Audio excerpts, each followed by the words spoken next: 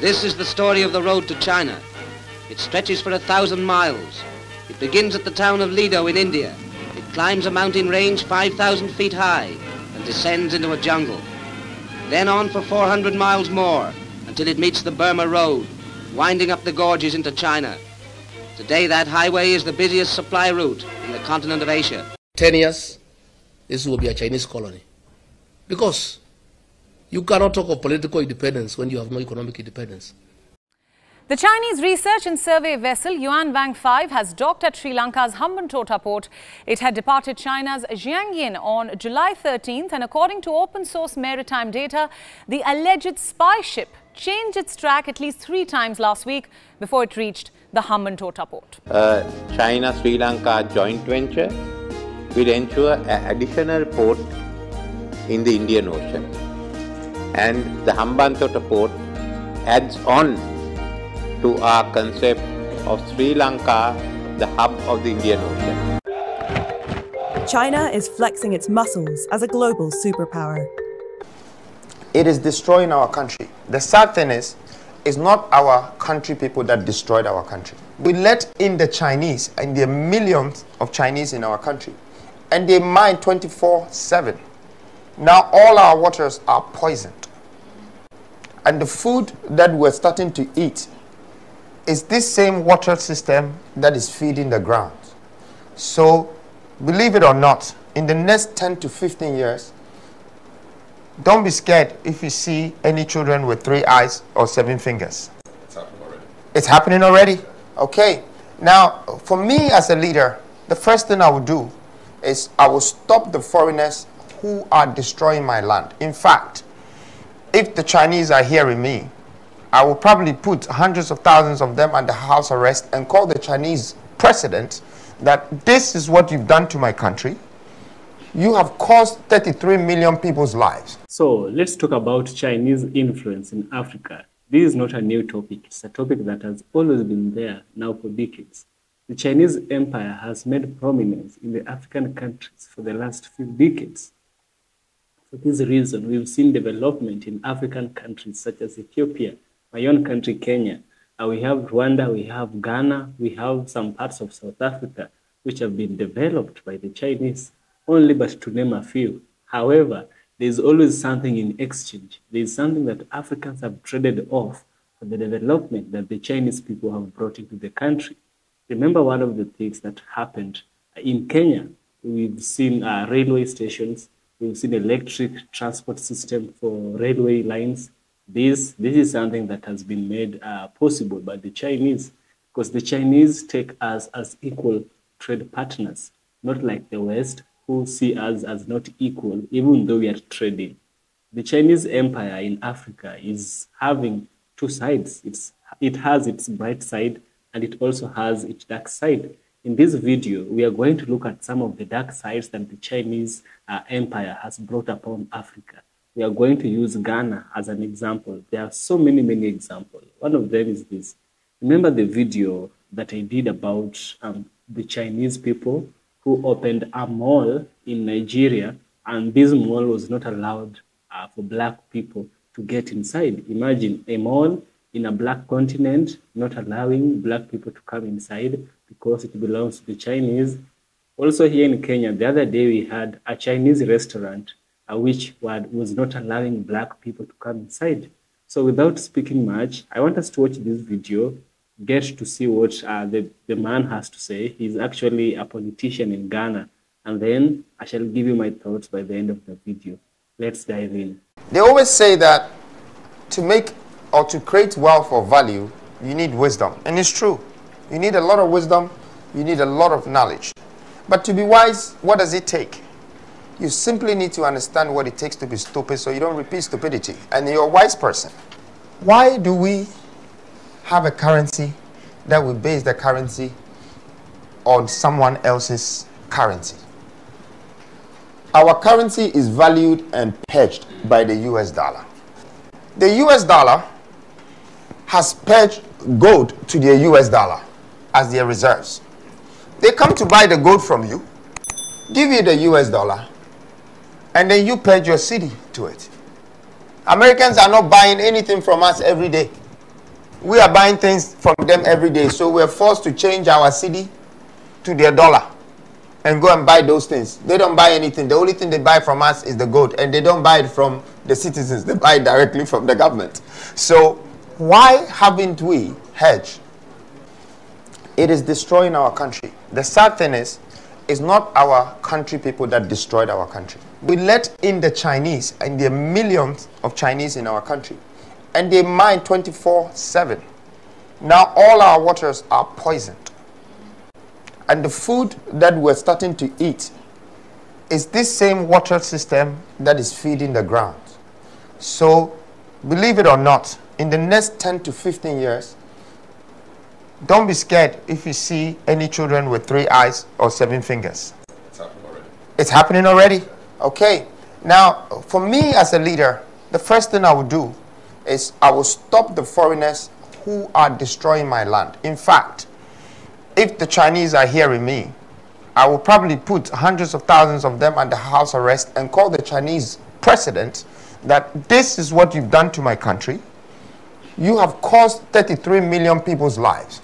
And therefore, you are going to be responsible for building and fabricating all our nest plants that will recycle this water again for us to get our life back. And after, I will release your 100,000 people to you after 4 years of hard work to fix my country.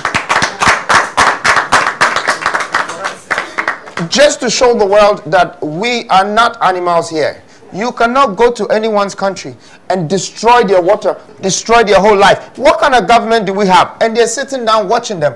What is Ghana today? Who are we? Anybody comes to our country and experiment us and do whatever they like, and they go out just because they put something in a brown envelope for somebody who is not even certified to be a minister or to be a leader. This revolutionary consciousness is to stop certain things that is coming from outside into our countries, that it's being manipulated. You know, we are being restricted. We're being destroyed. And our leaders can see it. And they're just watching it happening. When you go to Dubai, when you go to Emirates, these people are buying our gold every day.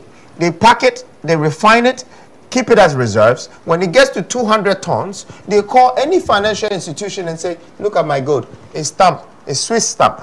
I need 200 billion. And you just show them the gold and you have to take the money. So we can let our galamzeys come and work for us in the next 3 years to reach the 200 billion, and I will write all your loans off one touch. Because you have the money. God has given you the wealth. If you cannot see it, the person who can see it better will come and take it. But I want you, and I want Ghanaians to be rest assured, I am not that Mbabunu. And I will make sure I create wealth in this country. I make sure I will bring jobs in this country. Because, say, if we are able to just get another 3.5 million workers, we will have 7 million workers. 7 million workers is what we had in 1960. And the country was slightly above 7 million, which means 90-something% where they had jobs. Today, we're 33 million. And it's just above 12% that have jobs. The rest, nobody. Just because we're tolerating foreigners and outsiders to come and take advantage of us. And we don't even know what to do with our own people. Our own people. We have 75%, which is 0 to 45 years. The youth, this is empowerment. What are we doing with them? As a country, we have to have the structure and the planning to be able to give free education to our people. The question is, can we afford it? Because free education will probably come from tax people's money or our reserves. And we have a minus. Our GDP says 75 billion, but we can't get 3 billion. We have to go and borrow it from IMF. That means there's a big vacuum in our economy. And this problem should be looked at so it can support the decision that we've taken to give free SHS. The cost of it, the kids will have 3 months education and they'll go and stay home 3 months. They'll come back and they'll stay home 3 months, because when you budget what it costs to give a nation free education is really high. That means your turnover also should be really high. You see, the way to build your economy is to have exportation power, where you export a lot of goods outside. So people's economy will come into your country. If you take your money to go and import goods into your country, you're sending your economy to those people. And so the same government, if he decides to give free education, he needs that avenues that is producing revenues in the country and causing a circulation and bringing profit into the governmental system to cater for that. And they could have problems. So it's very important that we look at how our developmental agenda in this country is, the benefits that is bringing, the profitability schedules, and then apply economy of scale so we can expand education in our country from that angle. I also think that if we're educating our people, whether it's free or pay for, please educate your country about what is in your country. The minerals in your country is important. The governance in your country is important. If you don't have this education about putting plants and putting the things in place that would process these things and package them so you can put them on shelves, or you can put them in warehouses and people will load them in containers like Americans are doing, like Indians are doing, like Europeans are doing. That is the education that we need in our country. We have to add it to our academic curriculum. We export our talents out and we import our products in. The product that we're importing came from the resources, the mineral resources that it extracted from us. So all we have to do is to put industrialization in the equation and everything changes. Everything. You create millionaires, you create entrepreneurs, you create governors, you create leaders. So the value of the country grows. When you put your nation first, your country automatically grows.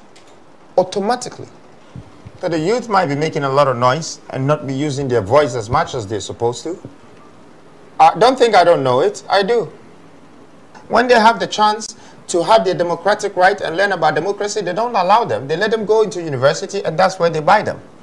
That's when they make them the SRCs and start giving them money to campaign. And so we're cheating our children to become straight, corrupt politicians, or it's either that or they're in the church praying and they're going to become some kind of pastor that will tell you what your future is going to be like, but they can't determine their own future. This is a country that we live in that I want to make it very clear that I don't need your consent to love you. I don't need your consent to stand for you. So I want to make it very clear to the youth that as much as I stand for them and I scream for them, it's not because I need your consent. It's because I'm thinking about the ones who are unborn yet. Because I know that if I don't fix this problem and if I don't help fix it, it will become a generational problem and it will keep going down and down and down and down and down. So I don't just think for the people of today, but I also think for the people for tomorrow. And that's why I stand for the youth. So that's what I mean by I stand for the youth. And I know most of them don't even have votes. Because when I started advocating for this continuation for voting, for vote registration, they all went quiet. I was expecting the youth of this country to get up and stand for their rights. And ask questions to the EC. Why are you not allowing us to have the votes? Why are you giving us 20 days out of the whole year to practice democracy? But they can't. But it's not my problem, and I will not be responsible for someone being coward.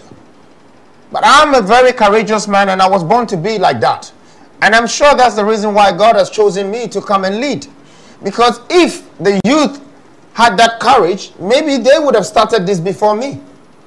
I have started a movement, and I have opened a door that not only me will be like this as from now, from tomorrow, in the years coming, you're also going to see young people like me who will gather the courage and start to work like this. And it's because we need to start our leadership from a younger age. don't expect people who have outlived their future to build your future. So if someone is 75 years old, don't think that they can think to build your future for you for the next 50 years or 80 years. Leadership should start when we're young. When you look at Nkrumah, when he started this, he was in his 40s. All the people around him were 40s. They were energetic. They were aggressive. They were ready to work. They were ready to stand in the sun. And why are you just standing there and thinking that the old man who you are responsible to look after them, they looked after you before. It's your time to look after them. You are still thinking that they're going to build your future. I think people who are thinking this way are lazy people. They're not ready to get up. And a lot of Ghanaian youth are like that. They think all they have is a voice, and I'm the youth, and I'm the youth. My friend, tomorrow will come, you will no more be the youth. You will be an old man. So if you're going to stand on your feet now and move and make sure that you contribute to the success of the development in this country, you better do it now to be with the history men for tomorrow. Why do we have a currency that we base the currency on someone else's currency? Our currency is valued and hedged by the US dollar. They always say that to make or to create wealth or value, you need wisdom. And it's true. You need a lot of wisdom. You need a lot of knowledge. But to be wise, what does it take? You simply need to understand what it takes to be stupid so you don't repeat stupidity. And you're a wise person. Excuse my language. The US dollar has pledged gold to their US dollar as their reserves. They come to buy the gold from you, give you the US dollar, and then you pledge your city to it. And you don't have anything to take the US dollar into your system constantly. Americans are not buying anything from us every day. We are buying things from them every day. So we're forced to change our city to their dollar and go and buy those things. They don't buy anything. The only thing they buy from us is the gold. And they don't buy it from the citizens. They buy it directly from the government. So why haven't we hedged our city to our gold? This would make Ghana become the #1 country that can control a continental currency. You just have to create reserves. And you have the reserves. We have attributable reserves in this country. Trillions of gold. Trillions. We have been so lazy, just like how we're voting, just like how we're standing up for our rights. And the gold is there. We haven't even bought the right plants to do hard rock mining, this, that, just galamsey. We're just, creeping around the sun and taking small gold from gravels. When you have the rock there. And even the government's investment should be in the rock. Why should we have the likes of Ashanti Goldfield when it's not Ashanti? The company is somewhere from South Africa. Why should we have all these companies from Belgium and from Australia in our country? And they're taking our gold to go and create reserves, and they borrow money just by showing the gold they've taken from us and come back and re-borrow it to us and take all our concessions. Come on. It's the thinking process. It's dead. And we cannot be sitting here and thinking that somebody will come from outside and build our nation for us and make our currency stronger. We are going to make our currency stronger. If we have all of these platforms, which is industrial, we will have a circulating economy. In fact, I intend to import talents. The idea of me telling you that I'm going to take the Chinese and keep them here for working for 4 years hard labor is part of importing talent. But I'm cutting the importation system out because they're already here and they've spoiled my water. After that, I will still bring different types of people in the world, from Europe, from America, from everywhere. They have to come and work for us. The same gold, they can drill, they can do the job for us. We just need to think like investors and business people. And that's why I think Ghana needs this sort of new leadership. Not the leadership who have studied political science, but doesn't know how to build a building or doesn't know how to create business. We need a CEO in this country. Someone that values the resources in this country, someone that values the humans in this country, someone that values the citizens in this country, someone that values their position, that they are responsible and accountable for this country. And those that know the value of money would always understand what life is worth. I am one of those. Thank you. I always think that if you're looking for strength, then first of all, you should find your weakness. And whenever people come against you, that problem you should embrace. Behind that problem, you're going to find a greater opportunity. See, I'm not saying that I know exactly what I'm doing and exactly who I'm going to be tomorrow, but I'm listening to the voice and I'm obedient and I'm fair and I'm moving forward. And those who think what I'm doing cannot be done should not just get in the way. Because as you're seeing, people are falling and people are stumbling. People think that they're pulling me down, but they're pushing me up. People think that they're going to stop what I'm doing, but they're giving me more confidence, more vim to do what I'm doing. Am I expecting to see my face on the ballot? Yes, I am expecting to see my face on the ballot because I've done everything that is right to be a part of this national governance. If I don't deserve to be on the ballot, then what is the proof that people who are already on there have the right to be there? Because I'm a basic citizen who is following the rules, the regulations of this country. What you want us to submit, we're going to submit it. Whatever that you want us to do, we're going to make sure we do it. But yeah, you can cancel events, you can cancel TV shows, you can cancel that, you can change headlines. But this is the government, and we expect the government to do the right thing. Since I got into this political industry, I realized that a lot of these media platforms are in the pocket of politicians and not in the interest of the nation. I'm using this moment to address you that, listen carefully. You might have a job that you're doing, but remember, if you connive the mindset of this nation and drift them into a different place by lying to them for the sake of a politician's interest, you're partly responsible for all of these people who are dying, jobless, struggling, they're cursing. Let's start to deal with facts and truth. In the past 40 years, this country's governance has been based on the media's final presentation or awareness or message that they sent. And from the time I started the new force, I have witnessed a lot of backwards of messages, upside down messages, turning it this way, that way. We cannot do this to our people. We should not let the politicians convince us and turn us into Judas, because this country's downfall, I repeat it again, that most of the media platforms in this country are partly responsible for it. And I'm urging all of you, please, let's do what is right for our nation. Let's not stand there and be convinced and let people pay us so we connive with them and do what is opposite. Let's not tell lies to the people just because we've been paid to tell lies. Let's ask some sensible questions to our leaders so we can find out why they should be accountable and why they should be responsible. Let's not cover their wrongdoings and try to pull anything else that will come out from any angle. So please, the national media and all the entities, all the people, the workers, the owners, bring your head together. There's a revolution going on around the world.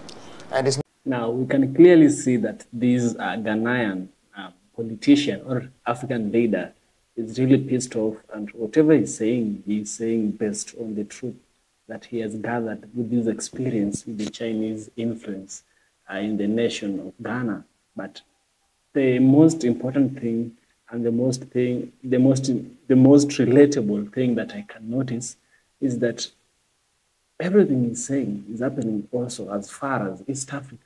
Is in all the way from West Africa. East Africa, Southern Africa, Northern Africa, it's all the same. the Chinese are misbehaving in as much as they are creating opportunities for Africans. There is that trade-off we are making. And for this reason, I want us to try and discuss the introduction of the Chinese in Africa. And in fact, China was like Africa many years ago. But how did they come about from being poor to being rich and getting rich and coming into Africa? That is what we need to discuss to understand the cause of their problem and try and find a solution into this. So, the influence of China in African countries has become increasingly prominent over the past few decades.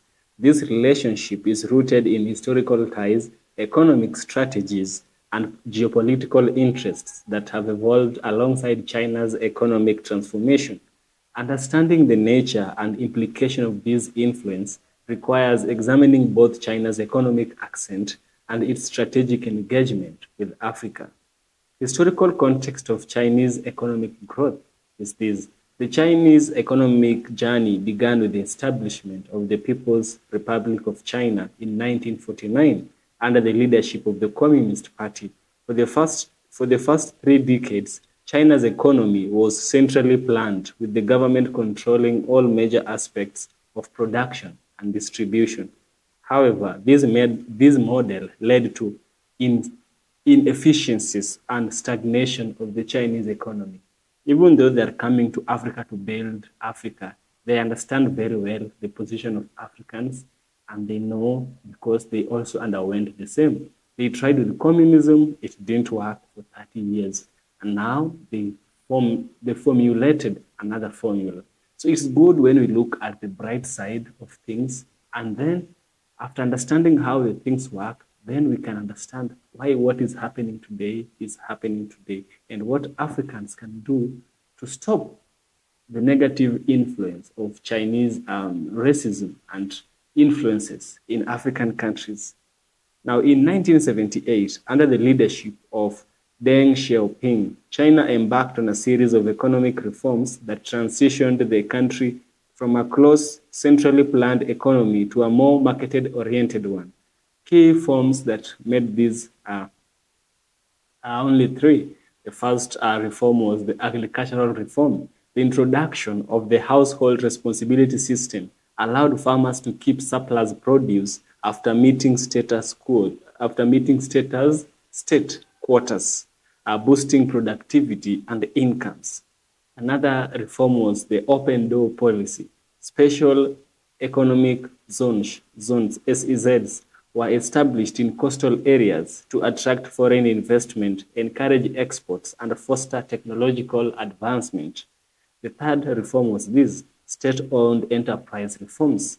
Gradual restructuring and impartial privatization of state-owned enterprises aimed at improving efficiencies and profitability. The reforms that led to rapid industrialization, urbanization, and economic diversification. By the 1900s and the 2000s, China had become a global manufacturing hub, benefiting from low labor costs, in significant investments in infrastructure, and a growing domestic market. China's ascension to the World Trade Organization in 2001 further integrated it into a global economy, solidifying its status as an economic powerhouse. Now, China's strategic engagement with Africa, here is the heart of the problem. You understand? China's economic engagement with Africa can be traced to the Bandung Conference of 1955, which marked the beginning of Afro-Asian solidarity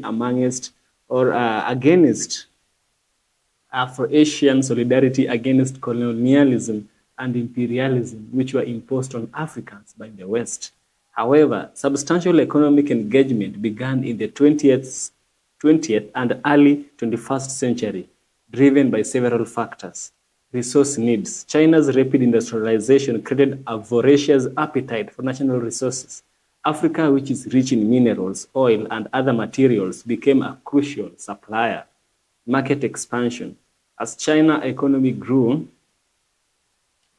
Africa, with its bargaining population and development needs, presented significant opportunities. The third one is geopolitical strategy. Establishing a strong presence in Africa helps China enhance its global influence, secure political alliances, and promote its Belt and Road Initiative, BRI, which aims to create a vast network of trade and infrastructure projects linking Asia, Africa, and Europe. Mechanisms of influence. China's influence in Africa manifests through various mechanisms. First one is trade. China is Africa's largest trading partner, with bilateral trade exceeding $200 billion.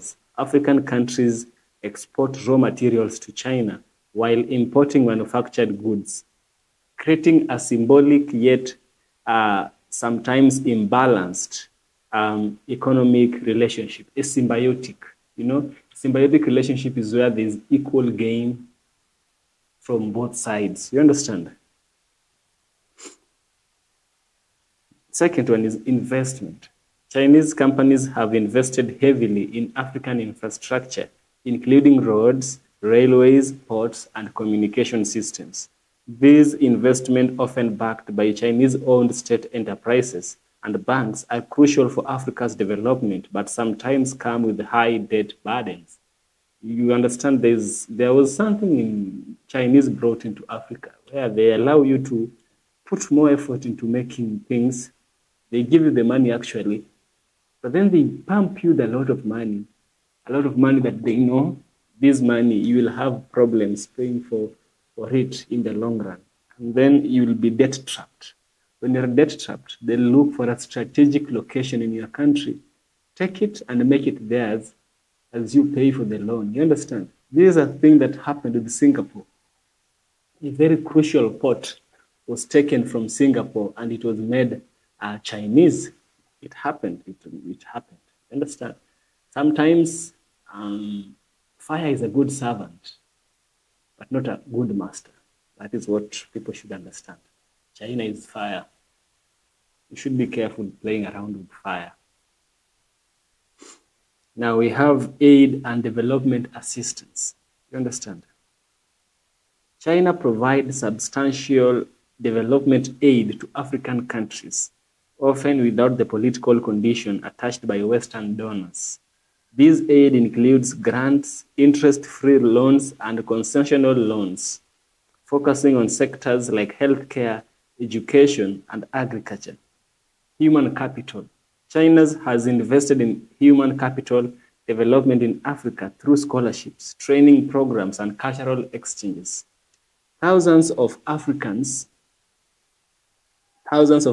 students in China and Chinese language and cultural centers have been established across the continent of Africa. Implications and challenges of Chinese in Africa is this. China's growing presence in Africa has several implications. The first one is economic growth. Chinese investment has spurred economic growth and development in many African countries, creating jobs and also improving infrastructure. The second one is debt dependence. The rising debt levels associated with Chinese have raised concerns about debt sustainability and the potential for economic dependency. The third one is local impact. While Chinese projects create jobs, they also sometimes lead to labor disputes and environmental concerns. The influx of Chinese laborers and businesses can create tension within local population. And what about geopolitics? Shifts. Geopolitical shifts include these. China's influence in Africa shifts geopolitical dynamics, challenging the traditional dominance of Western powers and offering African countries more options for partnership. The influence of China in African countries is a multifaceted phenomenon rooted both in historical connection and strategic economic imperatives. China's own remarkable economic transformation is driven by market reforms and global integrations, which has enabled it to engage Africa on an unprecedented scale. Through trade, investment aid, and human capital development, China has become a key partner for African countries seeking development and modernization. However, this partnership also brings challenges, particularly in terms of debt sustainability and the local socio-economic impacts. As this relationship between Africa and China continues to evolve, it plays a crucial role in shaping the future of both Africa and China